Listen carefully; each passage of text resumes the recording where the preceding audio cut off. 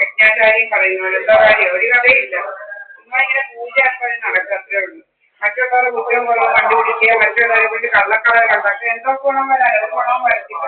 ചുമ്മാ തോന്നുന്നു ഇച്ചിരി പൈസ കിട്ടിയെന്ന് പറഞ്ഞാൽ അടുത്ത ജന്മത്തിൽ ഇതിനേക്കാൾ വലിയ കണക്കാതെ ഇന്ന് പൈസ മൂന്നിന്റെ പൈസ മറ്റുള്ളവർക്ക് മൂന്നിച്ചവരോട് കണക്കാകാൻ ചെയ്തു.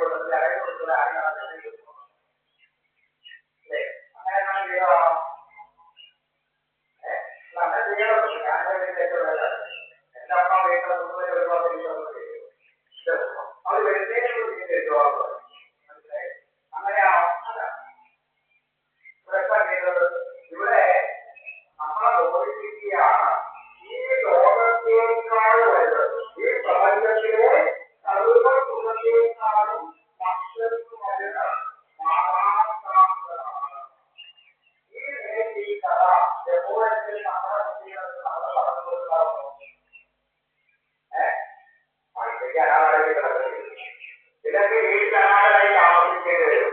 നമ്മൾ കൊടുത്തു വേദിക്കുന്നതാണ്. മനസ്സിലായില്ലേ? ഈ കഥ ഈ നിലയിൽ പറഞ്ഞു കൊടുത്തിരുന്നു എനിക്ക് അച്ഛനും അമ്മയും ബഹുമാനിക്കാൻ വേണ്ടി പിന്നെ പ്രത്യേകിച്ച് ഒരു കരച്ചിലിന്റെ ആവശ്യമില്ല. ഇപ്പൊ കരച്ചിലാണെന്ന് പറഞ്ഞുകൊണ്ടിരിക്കുന്നത്. ഇങ്ങനെയുള്ള അസത്യം കഥകളുടെ ഒരു ഓരോ വ്യക്തിയുടെയും സ്വഭാവത്തെ രൂപപ്പെടുത്തുന്നതാണ്. അവിടെയാണ് പുരാണങ്ങളുടെ സ്വാധ്യായം നമ്മുടെ വീടുകളിൽ നടത്തുന്നത്. നമ്മുടെ വീടുകളിൽ കാണുന്ന ഭാഗവതവും രാമായണവും ഒക്കെ കാണാം. അതുപോലെ ശരിക്ക് പൂജിക്കാനല്ല, അത് പഠിച്ചു മനസ്സിലാക്കാനാണ്. നമ്മുടെ വീട്ടിലെ കുട്ടികളെ പോയി പച്ചക്കറി പോലെയുള്ള കഥകൾ നമ്മുടെ കുട്ടികൾക്ക് വായിക്കുമ്പോഴാണ് നമ്മളത് വാങ്ങിച്ചു നോക്കുന്നത്. അവരാ കഥകൾ വായിച്ച് നമ്മൾ പ്രത്യേകിച്ച് ഒരു കടന്നു കൊടുക്കുന്നില്ല. ആ വായനയിലൂടെ അവർ കടന്നു. ആ വായന അവരുടെ സംസ്കാരമായി മാറും. അപ്പൊ അത്തരം സന്ദർഭങ്ങളെയാണ് ഇവിടെ എന്ന് പറയുന്നത് മഹാസരസ്വതി, കൈകൾ സരസ്വതി സന്ദർഭം. ഈ മഹാലക്ഷ്യ കർമ്മം ചെയ്യുക, തൊഴിലെടുക്കുക, അധ്വാനിക്കുക, അതുകൊണ്ട് സമ്പത്ത് ആർജിക്കുക. മനസ്സിലായില്ലേ? അത് നമ്മുടെ ജീവിതത്തിലൂടെ അവസരത്തിലൂടെയാണ്. അതെല്ലാം ശക്തിക്കുന്ന അല്ലേ?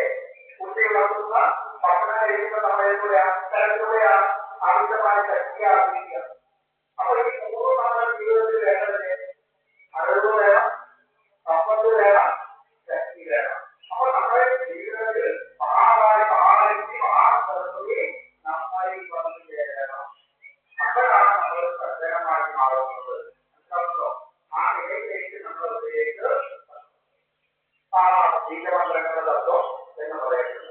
നമുക്ക് ഇന്നത്തെ ഭഗവാന്റെ അവതാരം, കൃഷ്ണാവതാരം എന്ന രാമാവതാരത്തെ കുറിച്ച് നമുക്ക് പിന്നീട് സമയത്തിരിക്കുമ്പോൾ നമുക്ക് ചർച്ച ചെയ്യാം. രാമകൃഷ്ണ അവതാരം ഏകദേശം പരസ്പര സാമ്യത അനവധിയുള്ളതാണ്. ഇവിടെ രാമകൃഷ്ണ അവതാരങ്ങളെ പരസ്പര തുലനം ചെയ്ത് മനസ്സിലാക്കേണ്ടതാണ്. കാരണം ഭഗവാന്റെ അവതാരങ്ങൾ അസംഖ്യം. എത്ര അവതാരമുള്ളത് മഹാലക്ഷ്മിന്?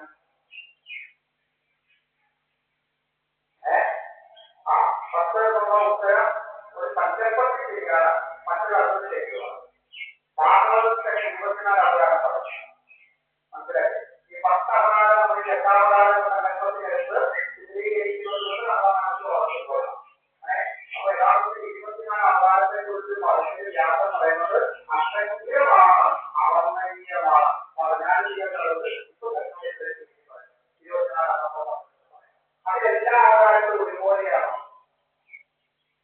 2 ഭാഗങ്ങൾ പ്രധാനമായിട്ട്. ഒന്ന് അയോനിക അവതാരങ്ങളും യോനിക അവതാരം.